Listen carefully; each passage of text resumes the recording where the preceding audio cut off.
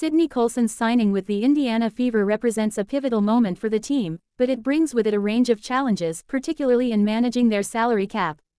While on the surface the move appears strategic, it creates complications in the Fever's roster management and financial structure, forcing the front office to make difficult decisions going forward.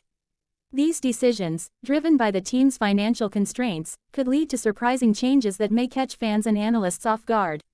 A key consequence of Colson's arrival is its impact on Grace Berger, a player many have high hopes for. Although I've been a fan of Berger's potential, the Fever's front office might have assessed that her development could be hindered by limited playing time this season.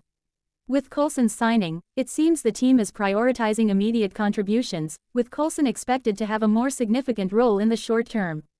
Colson's $90,000 contract, combined with Berger still being on her rookie deal, complicates the Fever's financial picture.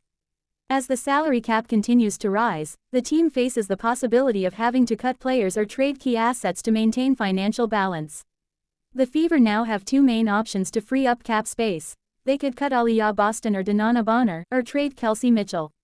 However, cutting Caitlin-Clark, another guard, is not an option, as doing so would not clear enough cap space for a 12-player roster. This leaves the Fever in a tight spot, likely leading them to enter next season with an 11-player roster. While less than ideal, this is a situation the team may have to manage. When it comes to trades, the Fever have limited flexibility. Neither Christy Wallace nor Lexi Hull can be moved for draft capital without exacerbating the cap issues. This makes cutting Bonner or trading Mitchell the most viable options. However, trade talks with the Golden State Valkyries, who are also in a dire cap situation, offer no relief. Given these limitations, it's clear the Fever have few options for adjusting their roster. An interesting aspect of Colson's signing was the lack of fanfare surrounding her introduction. Instead of a grand announcement, the team simply released a highlight clip, signaling that Colson is likely expected to play a smaller role as a backup guard.